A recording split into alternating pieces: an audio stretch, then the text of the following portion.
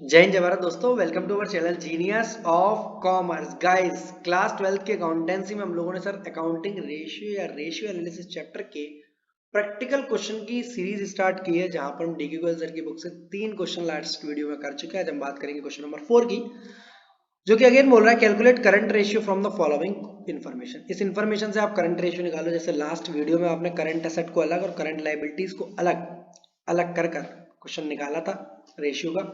इस वाले क्वेश्चन से या ऐसे जितने भी क्वेश्चन आएंगे उनके लिए मैं आपको एक हिंट दे दूं, आप सिंपली इन चीजों को याद रख लो या मेरे साथ साथ प्रैक्टिस कर लो, आपको याद हो जाएंगी। जब हम फाइनेंशियल स्टेटमेंट पढ़ते थे तब आपकी लेफ्ट हैंड साइड पर ये 3 चीजें आएंगी। मैं ये नहीं बोल रहा हूँ नॉन करंट लायबिलिटी के अंदर long term borrowing, long term provision, trade payable, short term borrowing, ये सब याद रखो आप। Simple share holder funds, NCL, CL. Sir मतलब हेड्स की बात कर रहे हैं आप जी। इधर की तरफ जाऊंगा तो एक नॉन करंट एसेट्स और एक करंट एसेट्स। अगर आप ये बना पाए तो आपको बुक के 50 जो सपोर्टिंग फॉर्मूलाज है वो नहीं याद रखने पड़ेंगे, आप सारे फॉर्मूलाज अपने आप बना लोगे। अब पूरे डेटा को इसमें फिट करोगे, अपने आप से करंट एसेट और करंट लायबिलिटी बाहर आ जाएंगी, जबकि वो दिख नहीं रही है क्वेश्चन में। अपने आप से एक एक करके चलते हैं। सबसे पहले बोल रहा है टोटल एसेट 12 लाख रुपए। सर बोल तो टोटल एसेट रहा है, आप टोटल लायबिलिटी क्यों बोल रहे हो? बेटा टोटल एसेट और टोटल लायबिलिटी का कॉलम दोनों सेम ही होते हैं, दोनों में से कोई भी अलग नहीं हो सकता है। टोटल एसेट टोटल लायबिलिटी दोनों सेम होते हैं आपके। आगे बढ़ते हैं दोस्त, यानी ये 12 लाख है तो ये भी 12 लाख। अब इनमें से कौन सी चीज आपको डायरेक्ट दिखाई दे रही है? लाइक लैंड एंड बिल्डिंग और प्लांट एंड मशीनरी, दोनों ही टेंजिबल फिक्स्ड एसेट्स होती है, यानी नॉन करंट एसेट्स होती है। तो नॉन करंट एसेट्स में एक 6 लाख का ये और 1 लाख का ये, 7 lakh plus non current investment 8,40,000 रुपए का हमारा नॉन करंट एसेट्स है। आपको अगर याद हो तो मैंने शॉर्टकट बताए थे, नॉन करंट एसेट में 3 चीजें आती हैं दोस्त, tangible FA fixed asset, intangible fixed assets और आपका नॉन करंट इन्वेस्टमेंट। तीनों चीजें आती है, tangible, intangible, non current investment. तो ये तीनों चीजें निपट गई। शेयर होल्डर फंड्स की जगह शेयर होल्डर फंड्स को फिट कर दो, 8,50,000। सर हमें थोड़ा सा कठिन लग रहा है बेटा, एक दो क्वेश्चन में कठिन लगेगा, फिर इससे बेस्ट आपको कोई चीज नहीं लगेगी। एनसीएल की जगह एनसीएल को फिट रख दो। अब बिना कोई फॉर्मूला यूज करे देखो अपने आप से इधर जो बैलेंसिंग फिगर आ गई वो मेरी करंट लायबिलिटी आ गई, और इधर जो बैलेंसिंग फिगर आ गई वो मेरी करंट एसेट्स आ गई। तो 12 लाख में से 8 और एक 9, 9,60,000 गए। किसी को समझ में आ रहा है 9,60,000 कैसे? 8 और एक 9, 9,60,000। तो मेरी 2,40,000 रुपए की तो हो गई करंट लायबिलिटी। इधर की बात करूंगा तो 3,60,000 रुपए की हो गई मेरी करंट एसेट बैलेंसिंग फिगर। 12 में से 8,40 गए, इधर 12 में से 9,60,000, 9,60,000 समझ रहे हो इन दोनों को जोड़कर।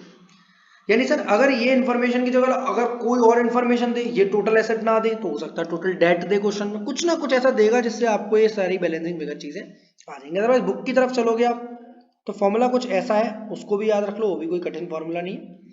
Share holder funds plus NCL plus CL equals to, इसी चीज को इक्वेशन में डाल दूंगा मैं, एनसीए प्लस सीए। यानी इसको लिखेंगे 8.5 लाख, इसको लिखेंगे 1,10,000, सीएल की जगह सीएल और एनसीए की जगह एनसीए की जगह कितना है, एनसीए की जगह कितना है, एनसीए की जगह 8,40,000। इन दोनों को जोड़ेंगे और उसको जोड़ेंगे, 8,40,000। अब टोटल आपको 12 लाख बोल रहा था तो सीए आपका 3,60,000 आ जाएगा। टोटल एसेट बोल रहा था ना 12 लाख। अब सीए 3,60 आ गया। सीएल को निकालने के लिए आप क्या करो, इन दोनों के टोटल में से उन दोनों के टोटल को माइनस कर दो, बात वही आएगी। CL equals to 12 lakh minus 9,60,000, तब भी 2,40,000 ही आएगा। सबसे बेस्ट तरीका आप इसको बना लो। सर एग्जाम में ऐसा बना के आना, चाहे ये बनाओ चाहे नहीं बनाओ कोई फर्क नहीं पड़ता, आपको सिंपली पता होना चाहिए कैसे, बट बना दोगे वर्किंग नोट में तो एग्जामिनर को अच्छा लगेगा। तो मेरी करंट एसेट करंट लायबिलिटी आ गई है, तो मैं करंट रेशियो आराम से निकाल सकता हूँ। Current asset upon current liability 3,60,000 divided by 2,40,000, काटा पीटी करेंगे तो 24 एकम 24, 1.5 रेशियो 1 आ जाएगा मेरा करंट रेशियो। सही आंसर आ रहा है 1.5। सर बुक वाले तरीके से करें प्लस माइनस, बेटा आपको अगर वो सिंपल लग रहा है तो कर लो। ये तरीका बहुत सारे क्वेश्चंस में हेल्प करेगा आपकी डेट इक्विटी रेशियो में, प्रोप्राइटरी रेशियो में, total asset to debt ratio में, डेट इक्विटी रेशियो में, प्रोप्राइटरी रेशियो में, सभी रेशियोज में हेल्प करेगा। करंट रेशियो कंपनी का है 2 ratio 1, which of the following suggestions would improve the ratio, इनमें से कौन सी चीजें इंप्रूव करेंगे, हमसे ये नहीं पूछ रहा कौन सी रिड्यूस करेंगे और कौन सी चेंज नहीं करेंगे। सर ऐसे क्वेश्चन बड़े कठिन लगते हैं, समझ में नहीं आते। सबसे पहले क्वेश्चन में करंट रेशियो दे रहा है तो ठीक है, नहीं दे रहा तो अपने आप कुछ भी अज्यूम कर लेना, बस 1 से ज्यादा करना। लाइक करंट रेशियो दे रहा 2:1, तो मुझे बताओ करंट एसेट को 2 लाख मान लूं और करंट लायबिलिटी को 1 लाख। करंट एसेट्स को 2 लाख मान लूं और करंट लायबिलिटी को 1 लाख, कोई दिक्कत नहीं है। 2:1 दिख रहा है जी सर, दिख रहा है। 2 लाख 1 लाख बस अपने मन में माने रखना। अब यहाँ की बात समझना, बोल रहा है एक एक कर पॉइंट को, जैसे जैसे पॉइंट बोले वैसे वैसे मैं ट्रांजेक्शन करने की कोशिश करूंगा, क्योंकि हमें ऐसा लगता है कि गुड्स परचेज करेंगे क्रेडिट पर तो मेरा परचेज की वजह से स्टॉक बढ़ेगा, करंट एसेट बढ़ेगा और लायबिलिटी बढ़ेगी क्रेडिटर की वजह से, तो शायद कोई चेंज नहीं आएगा, जबकि ऐसा नहीं होगा। देखो 2 लाख रुपए की मान लो करंट एसेट है, 4 की मानना चाहो 4 की मानो, 6 की मानना चाहो 6 की मानो, उसी हिसाब से करंट लायबिलिटी। मैं इसे 2 लाख मान रहा हूं तो इसे 1 लाख मानूंगा, 4 मान रहा हूं तो 6, 4 मान रहा हूं तो 2 मानूंगा और 6 मान रहा हूं तो 3 मानूंगा। 2 लाख रुपए की मेरी करंट एसेट और 1 लाख की करंट लायबिलिटी।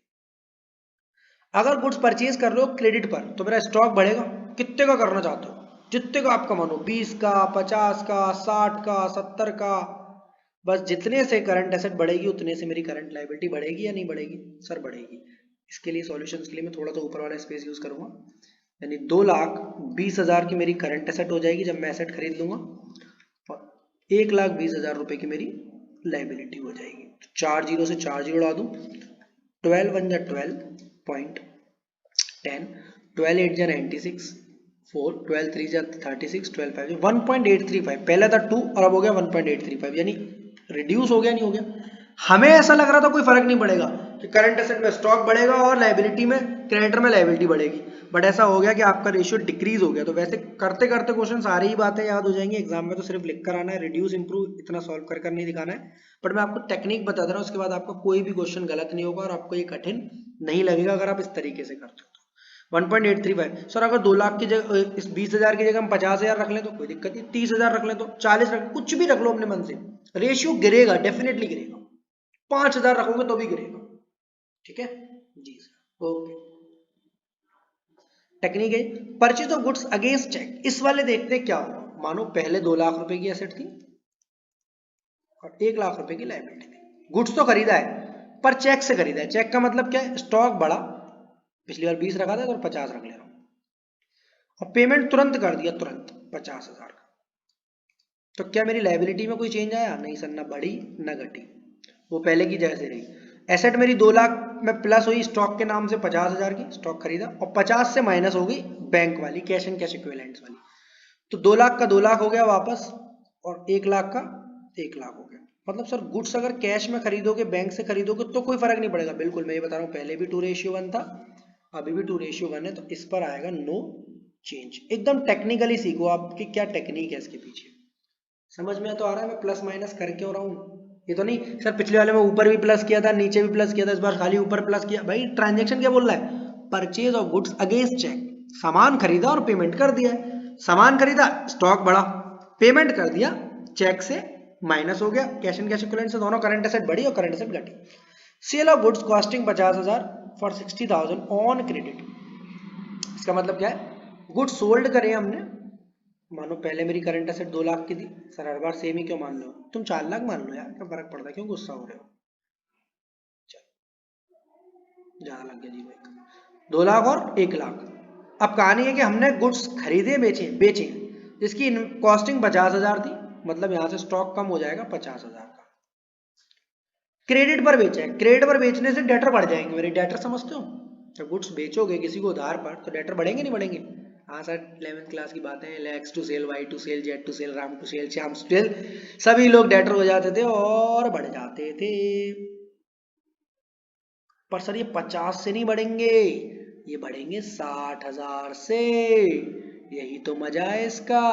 50 से नहीं बढ़ेंगे, 50 से कम होगा स्टॉक, स्टॉक कम होता है, इन्वेंट्री कम होती है किससे, कॉस्ट से, और डेटर बढ़ेंगे सेलिंग प्राइस से, इसको ना बढ़ाएंगे ना घटाएंगे, तो 2,10,000 ऊपर हो जाएगा, 1 लाख नीचे हो जाएगा, तो रेशियो क्या हो जाएगा मेरे दोस्त, 2.1:1, पहले तो 2 था, अब क्या हो जाएगा, इम्प्रूव हो जाएगा, क्या हो जाएगा बच्चे, इम्प्रूव हो जाएगा, क्या हो जाएगा बच्चे, इम्प्रूव हो जाएगा, पहला वाला रिड्यूस, दूसरा वाला नो चेंज, तीसरा वाला इम्प्रूव, सारी की सारी टेक्निकली सीख लो आप। ये खुद करना सीख जाओगे, बस एक बार ढंग से प्यार से वीडियो कर कर साथ साथ क्वेश्चन करो बस। अगर साथ साथ नहीं करोगे तो नहीं सीख पाओगे, मैं ये भी बता रहा हूँ आपको। To sell a fixed asset at a slight loss. Sir slight loss क्या होता है? किसी भी लॉस पर 10,000 की चीज 8,000 में बेच दी, 10,000 की चीज 5,000 में बेच दी, देखते हैं क्या फर्क पड़ता है। पहला मेरा करंट एसेट था 2 लाख का, आपको दिक्कत ना हो इसलिए मैं पॉइंट वाइज डाल दे रहा हूँ कब क्या कहाँ किया मैंने। ये है पॉइंट ए, ये है पॉइंट बी। पहले 2 लाख रुपए का था, अगर मैंने करंट एसेट बेच दी अपनी एट अ स्लाइट लॉस, तो मानो 10,000 रुपये मेरा कैश बढ़ गया, 15,000 वाली। करंट लायबिलिटी कोई चेंज नहीं आएगा सर, कैश बढ़ेगा और फिक्स्ड एसेट्स कम होंगे। फिक्स्ड एसेट्स तो रेशियो मेरा बढ़ेगा, कैश बढ़ेगा तो रेशियो मेरा बढ़ेगा ना। करंट एसेट 1 रुपए से भी नहीं घटेगी, और करंट लायबिलिटी में तो पहले भी 1 लाख था, अब भी 1 लाख था। अगर कितने रुपए की भी आपने फिक्स्ड एसेट बेची है कैश में, तो बेटा आपका रेशियो डेफिनेटली इंप्रूव होगा, क्योंकि आपकी करंट एसेट बढ़ जाएगी। करंट लायबिलिटी में भी कोई फर्क नहीं पड़ेगा और करंट एसेट घटेगी भी नहीं, आपकी फिक्स्ड एसेट घट जाएगी और करंट एसेट बढ़ जाएगी। आगे बढ़ते हैं। To borrow money on a promissory note, आपने पैसा उधार ले लिया प्रोमिसरी नोट पर, पैसा उधार ले लिया। एक बार चेक करते हैं सेम पॉइंट नंबर ई यहाँ कर ले रहे हैं। 2 लाख की जगह आप करंट एसेट में 4 लाख मान ले रहा हूँ, बहुत दिनों से 2 लाख मान रहा हूँ, और करंट लायबिलिटी को मान रहा हूँ 2 लाख। रेशियो तो सेम ही रखूंगा मैं, 2:1। मनी बोरो किया प्रोमिसरी नोट पर, यानी मैंने उतने रुपए से ही करंट एसेट बढ़ाई और उतने रुपए से ही करंट लायबिलिटी बढ़ाई। तो ऊपर करंट एसेट हो गई 4,10,000 की और लायबिलिटी हो गई 2,10,000 की। 4 जीरो से 4 जोड़ा दो, 21 एकम 21, 20, 21 निन्मे 189, 1.9, और तुम्हारा मतलब कम तो हो ही गया ना यार, काम खत्म। रिड्यूस होगा देखो इस वाले में, रिड्यूस। देखो रटोगे कि सर इसकी वजह से रिड्यूस हो रहा है, इसकी वजह से रिड्यूस हो रहा है, तो शायद भूल जाओ। टेक्निकली समझ लो, गारंटीड ये 2 से 3 नंबर 4 नंबर तक का क्वेश्चन आता है, जरूर कर लोगे एग्जाम में। नहीं तो 1-1 नंबर के एमसीक्यू में ऐसा लगेगा अरे ये दुख काहे खत्म नहीं होता, इतना आसान था हम छोड़ क्यों आए। To give promissory note to a creditor, अगर किसी क्रेडिटर को हम प्रोमिसरी नोट देंगे तो क्या फर्क पड़ेगा? दोबारा से सर अभी तो करा था इससे रिड्यूस हुआ था, नहीं भैया यही तो फर्क है, हर बार कर कर देखना पड़ेगा। एफ पॉइंट के लिए नाव बना दी मैंने। 2 लाख रुपए की मेरी करंट एसेट, सर 4 लाख मानो ना, अरे मान लो रे, क्या फर्क पड़ता है। 2 लाख की मेरी करंट एसेट, अब मैंने कर क्या रहा हूं, एक प्रोमिसरी नोट दे रहा हूं अपने क्रेडिटर को, मतलब उससे बोल रहा हूं भाई क्रेडिटर मुझे माफी दे दो, ये माफी लो, नई लायबिलिटी बढ़ा लो। बीपी बढ़ा, बीपी वाला नहीं, ये बीपी बढ़ा हॉस्पिटल ले जाओ, बीपी बढ़ा और क्रेडिटर घटा, तो 2 लाख ऊपर, 1 लाख ही पहले था, माइनस किया 20, 80 हुआ, फिर 20,000 प्लस किया 1 लाख हो गया।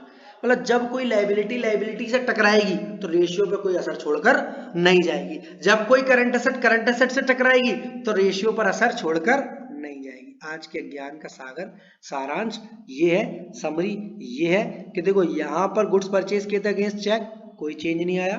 यहाँ पर लायबिलिटी से चेंज कर रहे थे तो फर्क नहीं आया। सर बट कर कर देख ले, वो ज्यादा बढ़िया लग रहा है हमें करना। और इधर रीजंस दिए हुए हैं, चाहो तो एक बार पढ़ लेना, मैंने जो बताया वो रीजंस के बेसिस पर ही बताया है आपको एक एक चीज का। चलो ज्यादा वीडियो लंबी नहीं हो जाए। 2 का पॉइंट नंबर, क्वेश्चन नंबर 5 का ए कंप्लीट हुआ, एक बार पॉइंट नंबर 5 का बी करते हैं, मजेदार सा लग रहा है मेरे को थोड़ा। सेम इसी तरह करंट रेशियो 2.5:1, तो अपने मन से करंट एसेट को मानो 2.5 लाख और करंट लायबिलिटी को 1 लाख। सर 5 लाख 2 लाख मान ले, अरे मान लो यार, मना थोड़ी ना कर रहा हूँ। चलो पेमेंट करा ट्रेड पेबल्स को, एक एक कर कर आ रहा हूँ आराम से, मतलब 2.5 लाख रुपए की मेरी करंट एसेट्स है और 1 लाख रुपए की मेरी करंट लायबिलिटी है। मैं ट्रेड पेबल्स को पेमेंट कर रहा हूँ, ट्रेड पेबल्स को कितना माइनस कर दूं, 50,000। सर 20 नहीं कर सकते क्या? 20 करो, 25 करो, 30 करो, 40 करो, 50 करो, जो मन में आए वो करो। आंसर सबसे इंप्रूव रिड्यूस होगा। जब क्वेश्चन ऐसा बोलता है कि 20,000 का पेमेंट किया तब 20 ही करना, जब क्वेश्चन बोलता है 10,000 का पेमेंट तो 10 ही करना। अपने मन से भी कुछ भी कर सकते हो। ऊपर कितना हो गया, 2 लाख। सर ट्रेड पेबल्स को पेमेंट करेंगे तो ऊपर क्यों कम हो रहा है भैया? कैसी बात करते हो बच्चा? अगर आप अपने क्रेडिटर को पेमेंट करोगे तो पैसा जाएगा नहीं जाएगा, और पैसा करंट एसेट से कम हो जाएगा नहीं हो जाएगा? हो जाएगा सर, और ट्रेड पेबल भी कम हो जाएगा। कुत्ते को रेशियो ने क्या जंप मारा, अगर आप अपने ट्रेड पेबल्स को पेमेंट करोगे तो खुशी की बात है, आपका रेशियो यूं बढ़ जाएगा। तो रेशियो होगा आपका इम्प्रूव, रेशियो हो जाएगा आपका इम्प्रूव। आपको याद होना शुरू हो जाएगी थोड़ी देर बाद। तो अगेन बोल रहा हूँ भाई, टेक्निकली कर रहा। चलो, सेल मशीनरी अगेंस्ट चेक, मैं अभी बता दूं इम्प्रूव होगा, अभी के अभी बता दूं। सर ऐसे गुस्सा नहीं करते, कर दिखा दीजिए। 2.5 लाख रुपए की मेरी करंट एसेट है, 1 लाख रुपए का मेरा करंट लायबिलिटी है। चेक से पेमेंट किया है मैंने, चेक से नहीं, मशीनरी बेची है, पैसा आया। अगेंस्ट चेक का मतलब नहीं पैसा दिया है, मशीनरी बेच दी मैंने, बिल्डिंग बेच दी, प्लांट बेच दिया, फर्नीचर बेच दिया, कुछ भी बेच दिया मैंने, कोई फिक्स एसेट बेच दी। मैंने 80,000 की बेची, प्रॉफिट पर बेची या लॉस पर बेची, उससे कोई फर्क नहीं पड़ता। मेरे पास पैसा आएगा नहीं आएगा, कैश में या चेक से आएगा सर। तो 80,000 रुपीज से बढ़ा लूंगा, पर क्या मेरी करंट एसेट घटेगी? नहीं नहीं नहीं नहीं, कोई नहीं, फिक्स एसेट घटेगी कहीं और से, वहां से मुझे कोई मतलब नहीं है। तो अल्टीमेटली मेरा 3,30,000 का हो जाएगा। आप 1 लाख रखोगे तो 3,50,000, आप 2 लाख रखोगे तो 4,50,000,